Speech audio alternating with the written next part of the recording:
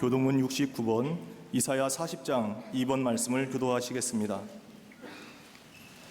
너희는 눈을 높이 들어 누가 이 모든 것을 창조하였나 보라. 그들의 모든 이름을 부르시나니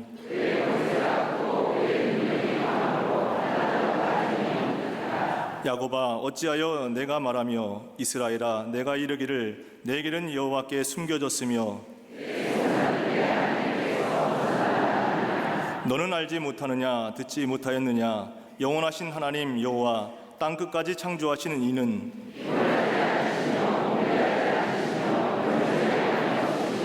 피곤한 자에게는 능력을 주시며 무능한 자에게는 힘을 더하시나니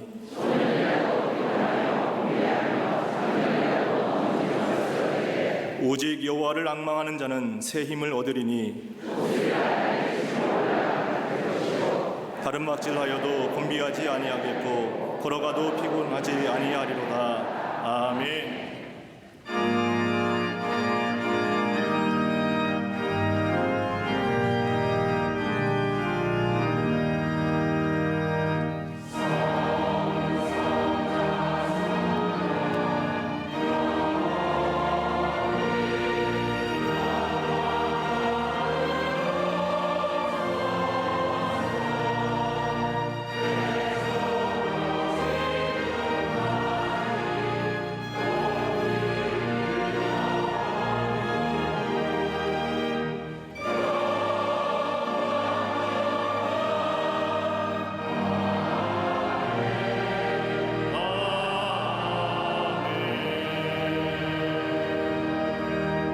전능하사 천지를 만드신 하나님 아버지를 내가 믿사오며 그 외아들 우리 주 예수 그리스도를 믿사오니 이는 성령으로 잉태하사 동정녀 마리아에게 나시고 변두여 빌라도에게 고난을 받사 십자가에 못 박혀 죽으시고 장사한 지 사흘 만에 죽은 자 가운데서 다시 살아나시며 하늘에 오르사 전능하신 하나님 우편에 앉아 계시다가 저리로서 산자와 죽은 자를 심판하러 오시리라. 성령을 믿사오며 거룩한 공예와 성도가 서로 교통하는 것과 죄를 사하여 주시는 것과 몸이 다시 사는 것과 영원히 사는 것을 믿사옵나이다. 아멘.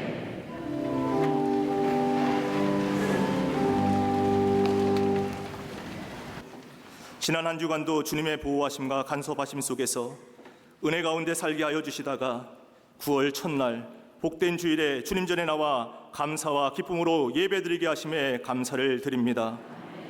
선하신 주님의 성호를 소리 높여 찬양하고 능력의 주님께 모든 것을 아뢰는 심정으로 기도하며 나가는 저희들을 성결케 하여 주시사 예배드리기에 합당한 심령 되게 하여 주시옵소서.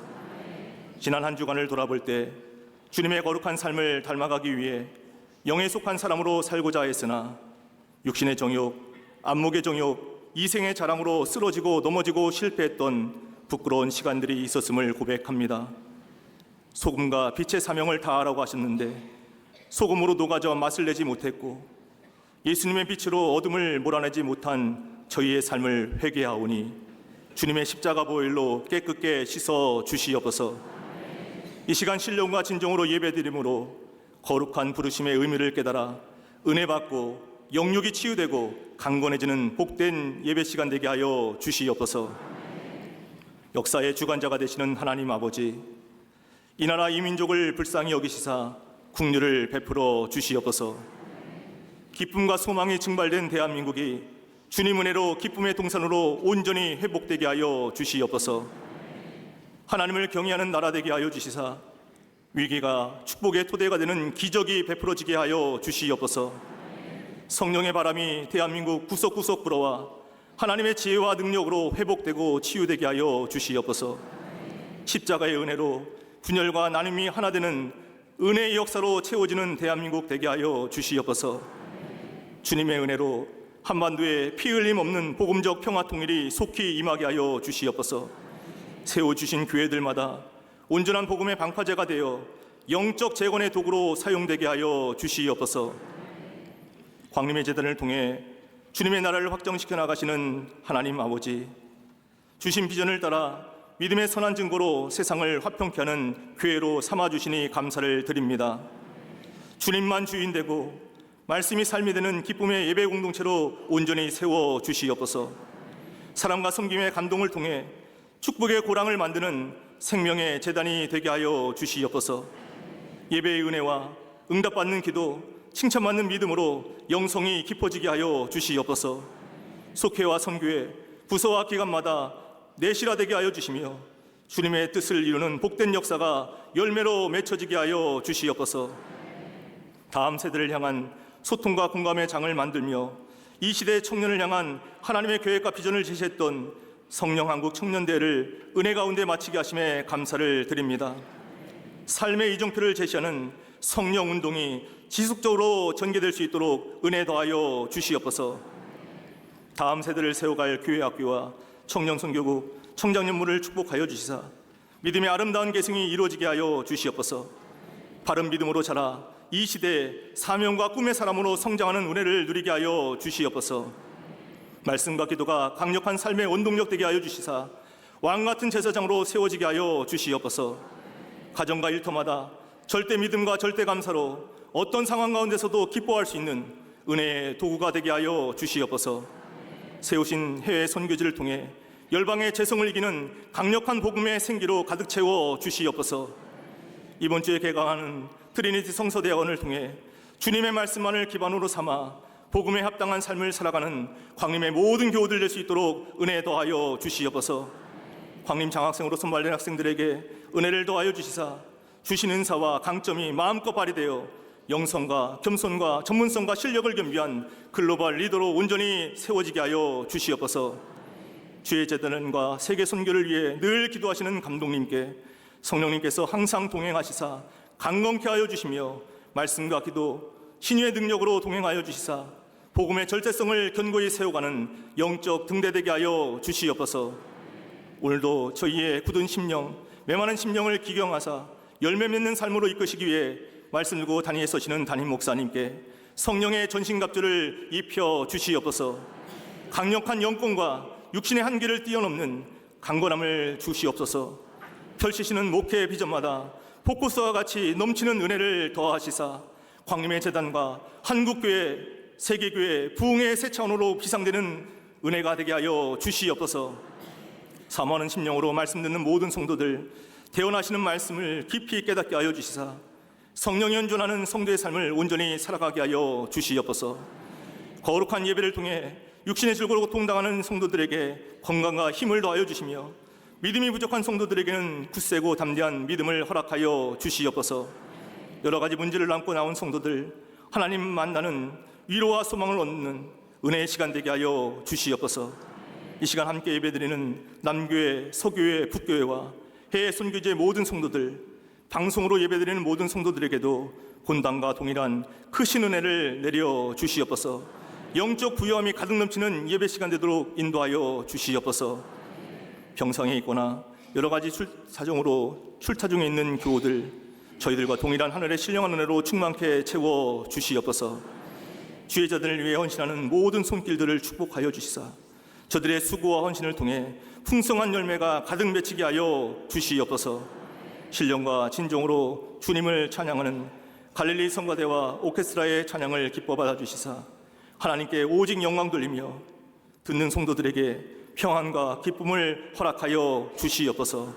오늘도 저희 예배를 기뻐 받아 주시는 우리 주님 예수 그리스도의 이름으로 감사하며 간절히 기도드리옵나이다. 아멘.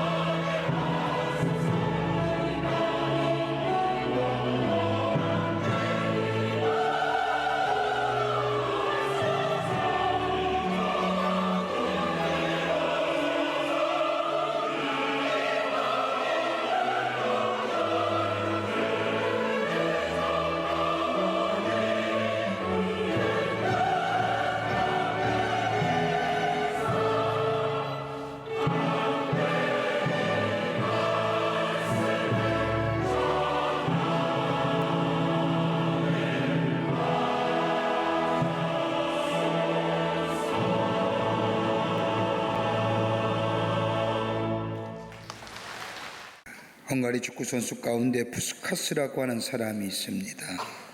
헝가리 대표팀이 유럽급 축구 대회에서 우승할 때에 결정적인 역할을 한 사람입니다. 뛰어난 활약한 그에게 많은 사람들이 환호와 더불어 칭찬과 존경을 보내었습니다. 그가 많은 사람들 앞에서 기자회견을 할 때에 한 사람 기자가 이 푸스카스에게 묻습니다.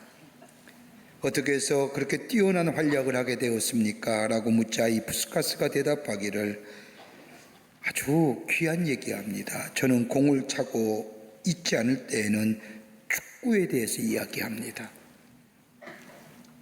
내가 축구에 대하여 이야기하지 않을 때에는 축구에 대하여 생각하고 있습니다. 나는 축구 외에는 아무것도 한 일이 없고 생각할 일이 없습니다. 저는 잠잘 때에도 축구만 생각합니다. 여러분, 이 정도면 미친 거지요. 미쳤기에 성공한 겁니다. 신학자인 제임스 마핏이라고 하는 신학자는 그의 책인 어제란 책에서 보면 신앙생활은 뭐냐? 정의하기를 두 가지로 정의합니다. 그 하나가 신앙생활이란 미치는 거다. 고린도후서 5장 13절의 말씀을 보면 사도 바울이 고백하기를 우리가 만일 미쳐서도 하나님을 위한 것이요 만일 정신이 온전하여도 너희를 위한 것이니라고 말한 것을 읽을 수가 있습니다. 바울은 자신을 가리켜서 하나님에게 미친 사람이라, 나는 예수께 미친 사람이고 나는 하나님께 미친 사람이라고 자기 자신에 대하여 고백하는 것을 들을 수가 있습니다. 예수님도 미쳤다고 말씀드렸잖아요. 마가복음 3장 21절의 말씀을 보면 예수의 친족들이 듣고 붙들러 나오니 이는 그가 미쳤다 함이로라. 예수님을 향하여 미쳤다고 사람들이 말했다는 겁니다. 여러분, 미쳤다는 게 어떤 걸까요? 이성을 잃거나 실성했다는 이야기는 아닐 겁니다. 어떤 일에 열중하고 그 외에는 생각하지 않았다는 말일 겁니다. 그 외의 일에는 전혀 마음도 생각도 끌리지 않았다는 것일 겁니다. 한 가지에 몰두하는 것으로 즐거움을 삼는 것을 이야기할 겁니다. 남이 보기에는 딱해 보이지만 본인은 행복한 겁니다. 이게 미친 겁니다. 베토벤의 하루는 식당에서 점심 식사할 때였습니다. 식사를 주문하려고 하는데 갑자기 악상이 떠오르는 겁니다. 그는 자리에서 오선지를 펴놓고 악보를 그리기 시작을 하는데 주문을 받으러 온 사람이 무엇을 주문하시겠습니까? 라고 물어도 대답을 하지 않고 오선지에 악보를 그린 일에 열중합니다. 점심시간이 끝났음에도 불구하고 그는 계속해서 그 자리에서 오선지에 악보를 그려나갑니다. 다른 사람 보기에는 딱하지요. 그러나 자신은 행복합니다. 이게 미쳤다는 겁니다. 또 하나 마핏이 이야기하기를 신앙생활은 뭐냐? 다른 하나님의 약속을 바라보면서 먼 미래를 바라보며 나아가는 거라는 겁니다. 신앙생활은 하나님의 꿈이요 막연한 미래를 가지고 사는 것이 아니라, 흥미하게 바라보는 것이 아니라 구체적인 소망을 가지고 하나님의 약속을 바라보면서 먼 미래를 바라보며 걸어가는 영적인 스피리추얼 필그림 존이라고 하는 겁니다. 믿음의 생활은 먼 미래를 바라보는 겁니다. 지금 처해진 현실에 만족하지 않고 하나님의 약속 위에 먼 미래를 바라보며 나아가는 것, 멀어져가는 세상에 대하여 아쉬워하지 아니하고 다가올 미래의 소망의 세계를 바라보며 걸어가는 삶이 믿음의 생활이라는 겁니다. 하나님의 약속의 성취를 바라보면서 살아가는 것, 그러기에 하나님 나라가 점점 가까워짐에 더 밝은 미래가 내게 다가옴에 기뻐하며 감사하며 사는 인생이라는 겁니다. 여러분 그렇습니까? 멀어져가는 게 아깝진 않습니까? 아쉬워하진 않습니까? 아닙니다. 더 다가올 밝은 미래, 우리에게 약속하신 그 하나님의 약속의 세계가 내게 가까이 옴을 기뻐하며 바라보며 사는 인생, 이게 믿음의 생활이라는 겁니다. 그런 의미에서 오늘 본문의 말씀은 바울이 이러한 믿음의 여정을 거는 우리들에게 어떤 믿음의 생활을 해야 하나님이 기쁘시는 삶, 정말로 저 사람은 하나님 앞에 하나님의 나라의 백성으로 하나님 백성답게 산다고 이야기 드리며 우리를 통하여 하나님의 이름이 증거되는 삶으로 살아갈 수 있을까? 그 말씀을 오늘 본문의 말씀을 통하여 우리에게 해주시고 계시는데, 결론적으로 이 말씀하는 겁니다. 부지런하여 게으르지 말고 열심을 품고 주를 섬기십시오. 부지런하여 게으르지 말고 열심을 품고 주를 섬기라는 겁니다. 어떻게 보니 이 말씀은 우리가 어떻게 주님을 섬기며 살 것인가에 대하여 분명하고도 간결하게 우리에게 말씀하고 계십니다. 유진 피터슨 목사님이 쓴 메시지라는 성경을 보면 이 말씀을 이렇게 적고 있습니다. 지쳐나가 떨어지지 않도록 하십시오. 늘 힘과 열정이 가득한 사람 되십시오. 언제든 기쁘게 주님을 섬길 준비를 갖춘 종이 되십시오 라고 적고 있음을 읽을 수가 있습니다. 저는 어떻게 말씀을 준비하면서 제 사무실에 있는 기도실에 기도하러 들어갔다가 연초에 여러분이 기도 제목 있는 것을 우연히 볼 수 있는 기회가 됐습니다. 기도하는 마음으로 한 장씩 읽고 나가는데 제가 읽었던 많은 분들의 첫 번째 기도 제목이 뭐냐? 올해는 하나님 잘 믿는 사람 되기를 원합니다. 올해는 열심으로 주를 섬기는 자가 되기를 원합니다. 내 가정이, 내 삶이, 그리고 내가 속한 공동체가, 우리의 자녀들이 모두가 한결같이 첫 번째 기도 제목이냐? 하나님 잘 섬기고 열심으로 섬기는 가정 되기를 원한다고 하는 것이 기도 제목인 것을 볼 수 있었습니다. 어떻게 해야 주님 잘 섬기는 열심 있는 그리스도인의 삶으로 하나님의 선한 영향력의 주인공이 될 수 있을까요? 오늘 본문은 바울은 그런 의미에서 오늘 우리에게 귀한 교훈과 더불어 영적인 도전의 말씀을 하고 계십니다. 본문 중심으로 몇 가지로 함께 말씀을 나누며 은혜 받기를 원합니다. 첫째는 다름이 아니라 섬기는 자라는 것, 섬기는 생활하는 겁니다. 어떻게 해야 열심으로 주를 섬깁니까? 어떻게 해야 열심으로 주를 믿는 겁니까? 어떻게 해야 잘 믿는 겁니까? 라고 하는 이 질문에 바울은 딱 한마디로 섬기는 자의 삶을 살아야 되느니라. 주를 섬기되 다름이 아니라 열심으로를 가지고 주를 섬기라는 겁니다.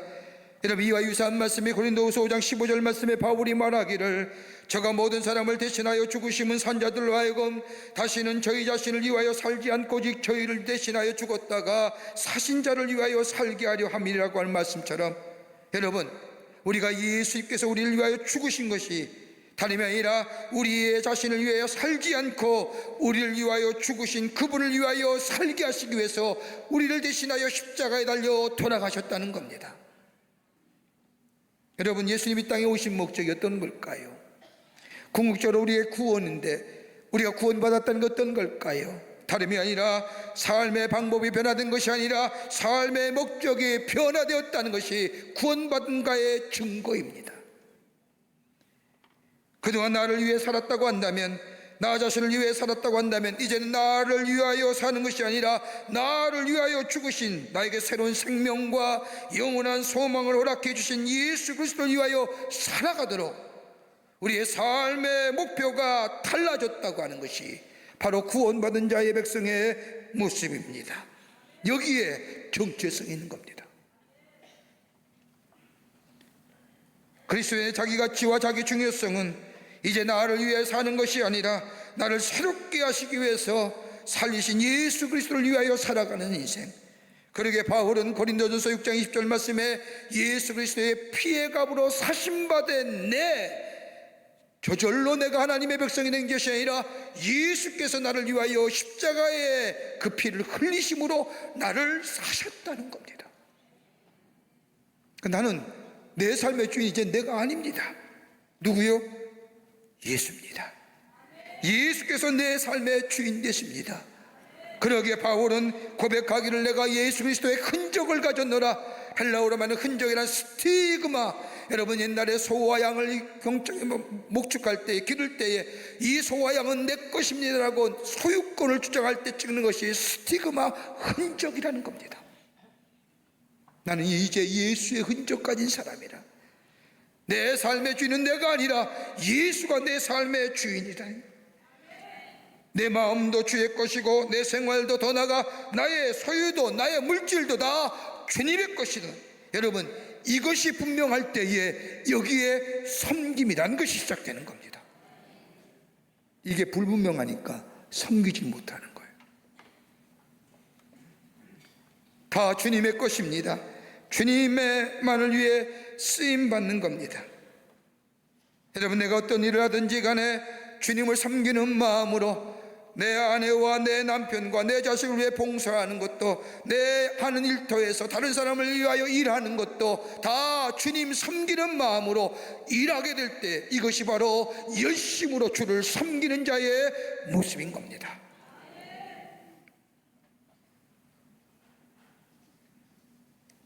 주님을 섬기는 마음으로 내 삶의 자리에서 최선의 삶으로 열심으로 살아가는 것, 더 나아가 오늘 성경 말씀을 보면 구체적으로 뭘 얘기하느냐, 이웃 섬기는 겁니다.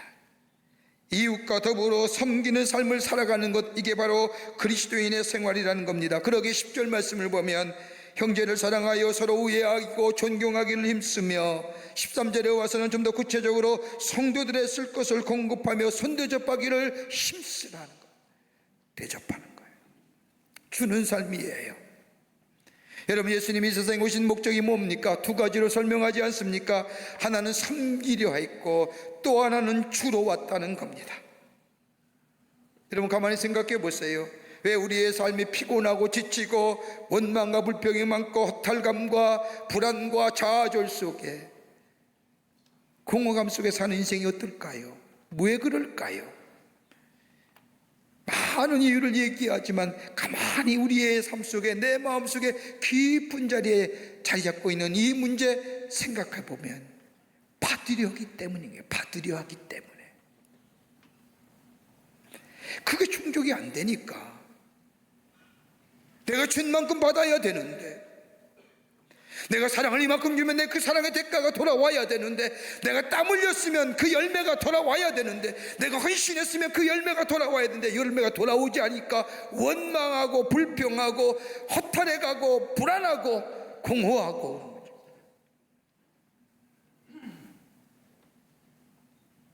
여러분 가만히 보십시오. 주려는 사람은요 편안합니다. 주려는 사람은 편안해요. 어떤 사람을 보면 주면서 말 많이 하는 사람, 여러분 그거 받지 마세요. 나중에 꼭 대가를 얘기합니다. 주는 사람은요 말없이 주는 거예요. 야 내가 이만큼 주니 이만큼 나중에 돌려받아야 돼, 이런 거 자유인이 아닙니다. 여러분 우리의 마음속에 잊지 마세요. 언제나 보상의 심리가 자리 잡고 있습니다. 그러기에 무엇인가 주면 받아야 됩니다. 그러나 깨끗한 마음으로 주는 자, 진정한 자유입니다.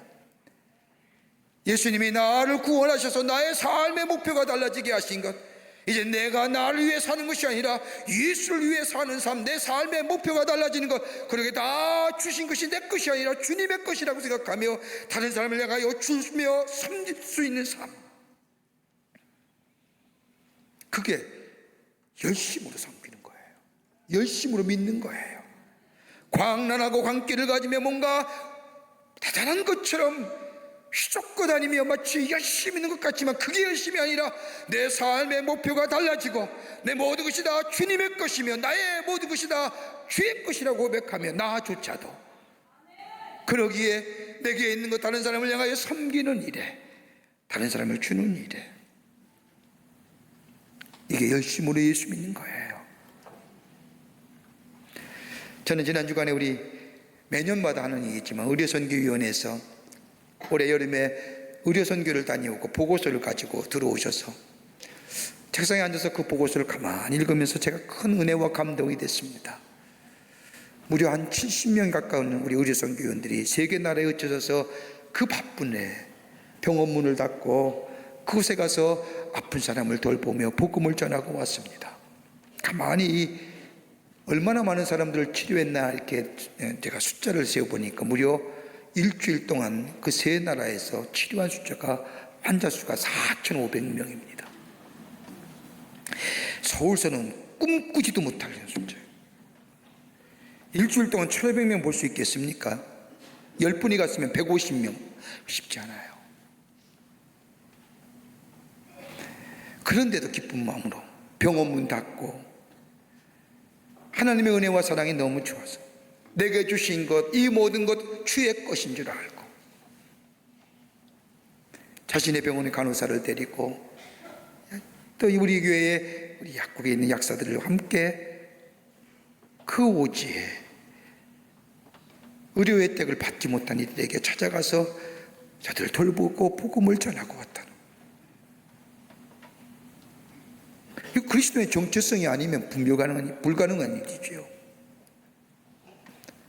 그뿐입니까? 우리 청년들이 지난 여름에는 전국에 흩어져서 무려 150교회에 찾아가면서 그 교회 가서 어린이를 잡고 성경학교를 열고 그쪽에 복음을 전하는 것, 월차를 내고 심지어는 어떤 사람은 휴가를 반납하고 거기 와서 자기의 사비를 들여서 자기가 손수 운서에 가며 자기들의 팀원을 데려다 가서 성경학교를 하고 땀을 뻘뻘 흘리며 땀띠까지 얻어가며 와서 복음을 전했던 것. 어저께 우리 교회에서 저 잠실체육관에서 2019년 성령한국 청년대회를 여는데 무려 그 체육관을 꽉 차서 하나님 앞에 찬송하며 말씀을 들으며 기도하는 그 얼마나 은혜가 됐는지 모르. 그 수많은 청년들이 무려 13,000명, 14,000명 되는 청년들이 그 자리에 꽉 차서 복도까지 앉고 그 찬송하며 기도하게 돼. 우리 청년들이 섬김으로써 뒤에서 저들을 안내하고 저들을 섬기는 모습이에요. 여러분, 열심으로 섬긴다는 게 뭘까요? 다름이 아니라 내 삶의 목표가 달라진 내 것이 아니라 주님의 것이요, 나조차도 주님의 소유요, 주님이 내 이 땅에 오셔서 주려하신 것처럼 섬김으로 오신 것처럼 우리의 삶 가운데 나의 아이덴티티가 분명해질 뿐만 아니라 내 모든 것이 다 주의 것인 줄 알고 다른 사람을 향하여 섬기는 자의 자리에 있대. 이것이 바로 뭐예요? 열심히 믿는 거예요. 여기에 열매가 있어지게 됩니다. 고대 중동의 지방의 사람들을 자신의 사랑을 남들에게 표시할 때에, 최고의 사랑을 표시할 때에 이렇게 한다고 합니다. 맨 처음에 이마에다 입을 맞추고 그 다음엔 입에다 입을 맞추며 그런 다음에 오른쪽으로 끌어안고 왼쪽으로 끌어안습니다. 그리고 두 손을 잡고 흔듭니다. 거기서 끝나는 것이 아니라 마지막으로는 발까지 머리를 숙여 발을 잡고 흔든다고 합니다. 요란하죠. 그런데 여기는 의미가 있습니다. 입에다 입 맞춤 한다는 것은 내 머리는 당신을 늘 생각한다는 겁니다. 입에다 입을 맞춘다는 것은 나는 당신에 대하여 항상 좋은 말만 하겠습니다. 오른쪽으로 끌어안고 왼쪽으로 끌어안는다는 것은 나는 당신의 좌우에서 항상 당신을 보호하겠습니다. 손을 잡고 마구 흔드는 것은 당신 하는 일에 돕는 자 되겠습니다. 마우적으로 발까지 머리 숙여 발을 잡고 흔든다는 것은 당신 가는 곳이라면 어디든지 가겠다는 겁니다. 섬김이죠. 그러기에 오늘 본문의 말씀을 보면 구체적인 섬김의 모습을 바울은 가르쳐 줍니다. 말씀은 안 읽었지만 15절의 말씀을 보면 즐거워하는 자들로 함께 즐거워하고 우는 자들로 함께 울라라고 얘기합니다. 기가 막힌 표현이 있지요. 요즘 같은 시대에 쉬운 일입니까? 예전에는 IQ가 좋아야 성공한다고 했지요. 요즘엔 뭐예요? EQ라고 합니다. 감성지수가 높아야 된다고 얘기하죠. 근데 요즘도 그것도 별 의미가 없어요. 감정지수. NQ라고 해서 네트워크라 해서 관계성이 좋아야 된다고 얘기합니다. 근데 가만 보십시오. 감성의 지수가 높다는 거예요. 다른 말로 말하면 공감의 능력이 좋아야 된다는 겁니다. 여러분, 공감의 능력도 두 가지가 있죠. 공감의 부족과 공감의 과잉입니다. 공감의 부족인 사람은 감성이 메마른 사람이지요. 또 하나 공감의 과잉은 문제를 만들어줍니다. 직관이 이성과 도덕적인 판단을 흐리게 만들지요. 무분별하게 아무런 비판 없이 받아들이고 그저 그 사람이 좋게 무조건 다 공감하는 것, 여러분, 요즘 우리 시대에 흔히 볼 수 있는 일입니다. 무슨 빠빠 하니까 그래, 빠. 그저 좋은 거예요. 아무런 비판과 아무런 이성적 판단과 무분별한 거지요. 이게 공감의 과잉입니다. 여러분, 우리 예수님 가만히 보십시오. 우리 예수님은 공감의 적절한 균형 잡힌 감성이 풍부한 사람이었습니다. 냉철히 판단하시고 비판하실 때는 무서울 정도로 저들의 아픈 폐부를 찌를 뿐만 아니라 정말로 내가 아파하고 같이 기뻐하고 같이 즐거워하는 자는 함께 울기도 하고 함께 웃기도 하며 함께 슬퍼했던 예수님이에요. 왜요? 하나님의 거룩한 영이 예수님과 함께 늘 동행하셨기 때문에. 하나님의 영이 우리 안에 있으면 우리의 공감의 능력이 균형 잡습니다. 직관이 이성을 넘어섰지 않습니다. 부족하지도 않습니다. 함께 슬퍼하고 함께 즐거워하며 함께 울며 함께 기뻐할 수 있는, 이게 바로 주님을 열심히 믿는 자의 모습이고, 여기에 하나님의 나라가 우리를 통하여 증거되고 선포되는 역사가 있게 됩니다. 두 번째로는 열심으로 주를 섬기라는 겁니다. 섬기되 열심으로 섬기라는 겁니다. 11절 말씀을 보면 열심을 품고 주를 섬겨라고 말씀합니다. 열심이라고 하는 것, 품고 주를 섬긴다고 하는 이 말, 헬라어로 말하면 푸네오마티 제온테스라고 얘기합니다. 영어의 표현을 보면 쉽게 얘기합니다. 불붙는 영으로, burning spirit, 불타는 가슴으로 하는 거예요. 주님을 섬기는 구체적인 표현을 얘기하는 겁니다. 섬기되 열심히 섬긴다는 게 뭐냐? 버닝 스피릿이 뭐냐 하는 것이 아니라 자원하는 마음으로, 자원성을 얘기하는 겁니다. 기쁜 마음으로 섬기는 겁니다. 억지로 하지 말라는 겁니다. 억지로 하는 것은 불붙는 마음이 아닙니다. 제가 어렸을 때 우리 가끔 할머님 집에, 할머님이 철원에서 계셨는데, 철원에 가면 우리 할머님이 얼마나 기뻐하는, 좋아하시는지 장소입니다. 언제나 아랫목에서 재우고, 일어나기만 하면, 눈뜨기만 하면, 야, 이거 먹어라, 저거 먹어라, 얼마나 먹을 걸 갖다 주신지 뒤돌아서기만 하면 먹을 걸 갖다 주시는 거예요. 그게 우리 할머님의 저를 향한 사랑의 표현. 여러분, 우리네 부모 안 그렇습니까? 여러분의 자녀 그렇지 않습니까? 다 해주고 싶지 않습니까? 어떤 때는 정말 다 해주고 싶은 마음이 있습니다. 줄 것이 없어서 못 주는 것이지 무엇인지 주고 싶은 마음이 부모의 마음일 겁니다. 여러분, 이런 부모 대가를 바르고 주는 사람이 있습니까? 나 이만큼 주니까 너 나중에 갚아야 돼? 이런 사람 아무도 없을 겁니다. 야, 내가 이만큼 줬으니 너 나중에 이자로 갚아라. 농담은 할 수 있어도 진정은 아닐 겁니다. 안 한 것처럼 그러지 마세요. 다 한 번씩 얘기했으면서 뭐 고개를 설레설레 흔듭니까? 다 했어요. 그러나 진정은 아닐 겁니다. 알 수만 있다면 다 주고 싶고, 보상받고자 하는 마음이 아니라 깨끗한 마음으로, 이것이 열심인다는 겁니다. 주님을 섬기는 일에 깨끗한 마음이 있어야 됩니다. 그러게 사도 바울은 구체적으로 로마서 12장 14절의 말씀을 보면 너희를 핍박하는 자를 축복하라, 축복하고 저주하지 말라. 12절 와서 19절 와서는 너희가 친히 원수를 갚지 말고 노하심에 맡기라. 기록하시되 원수 갚는 일은 내게 있느니라 하시면서 내 원수가 줄이거든 먹이고 목마르거든 마시우라 하십니다. 여러분, 쉽지 않죠.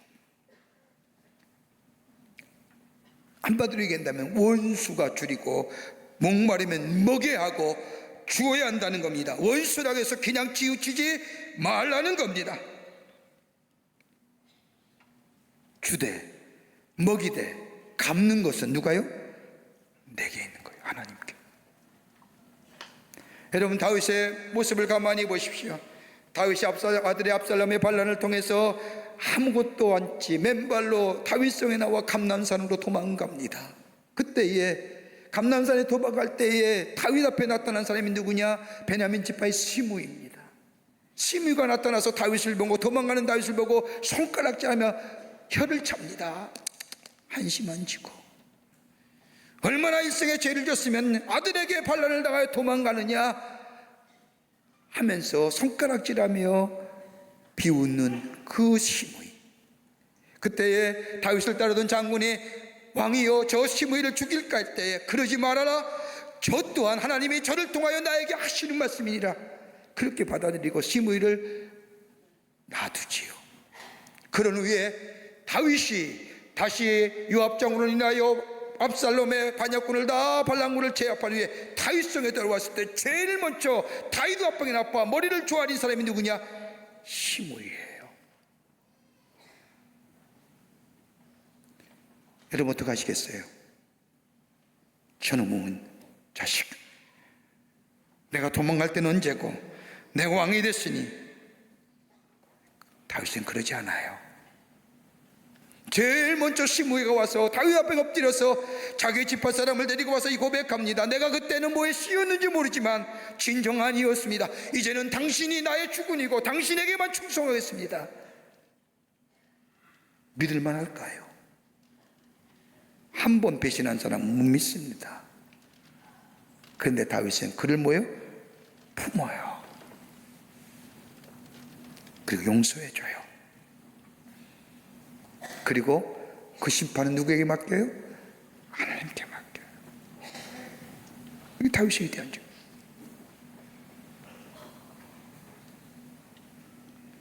보상 바라지 않습니다. 누가 알아주지 않아도 괜찮습니다. 내게 준 은사, 내게 준 사명, 기쁜 마음으로, 자원하는 마음으로, 섬김의 삶으로 살아가. 이게 열심으로 주를 섬기는 거예요. 이게 믿음 좋다는 겁니다. 이게 신앙생활 한다는 겁니다.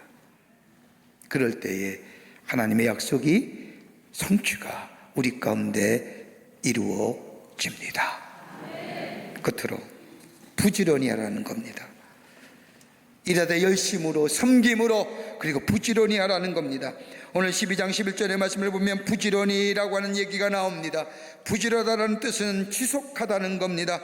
지속적으로 정성을 다하여 일하는 것을 말합니다. 내게 주신 것에 대하여, 내가 할 수 있는 것에 대하여 감사하며 그것에 정성을 다하여 일하라는 겁니다.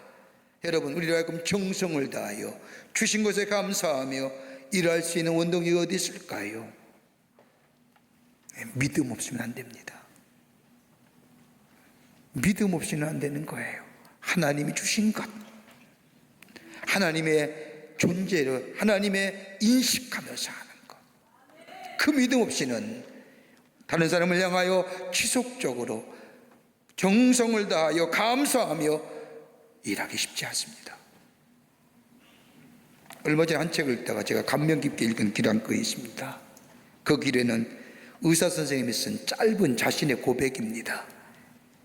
그 의사 선생님, 글을 쓴 의사 선생님의 할아버지도 의사였는데 그 할아버지가 손자인 의사 손자에게 남겨준 말입니다. 이렇게 썼습니다.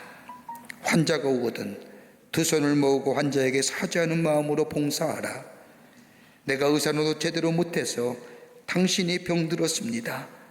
병미비할 때에 내가 고쳐야 되는데, 그때 돌보아야 하는데 중병이 되어 왔으니 책임은 내게 있습니다. 죄송합니다. 사죄하는 마음으로 환자를 돌보라 하는 거예요. 얼마나 감동되는 얘기입니까?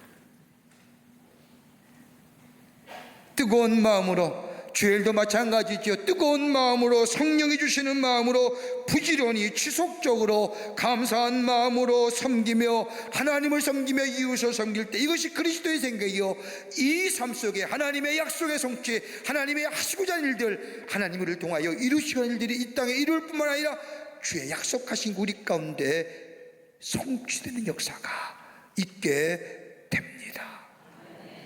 이게 믿음 생활하는 거예요. 일본이 나온 유명한 종교가인 도요이코, 가가와 도요이코라고 하는 사람이 있습니다. 신학자입니다. 그는 어머니가 누군지 모르고 태어났습니다. 그는 한평생을 빈민굴에 살면서 사랑을 실천함으로 세계적으로 알려지고 안 믿는 사람에게 큰 감동을 끼친 사람입니다. 그가 젊었을 때 폐결에 걸렸습니다. 2기, 3기가 넘어서 각혈을 합니다. 지금도 그러하지만 옛날에 각혈을 하기만 하면 다른 사람의 접근이나 다른 사람의 접촉을 하지 못하게 했습니다. 지금이야 고칠 수 있는 병이지만 이 당시만 해도 고칠 수 없는 병이었습니다. 이렇게 중하다 보니 친척들이나 형제들은 다 떠나버리고 교회에서 찾아오는 교인들조차도 다 떠나면서 고별 예배를 드립니다. 가가와 선생, 오늘 마지막이요. 몸 관리 잘 하시오.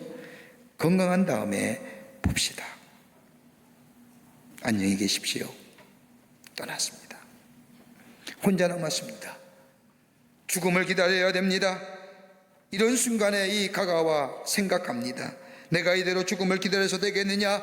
나도에게도 남은 시간이 있을 터인데 라고 생각하는 이는 조그만 수레에다 자신의 살림살이를 몇 가지 싣고 그 길로 빈민굴에 들어갑니다.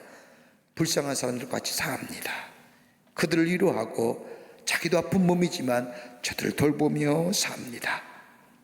내가 죽을 지경인데, 그런데 이상하지요? 어느 날인가 몸이 뜨거워지는 겁니다.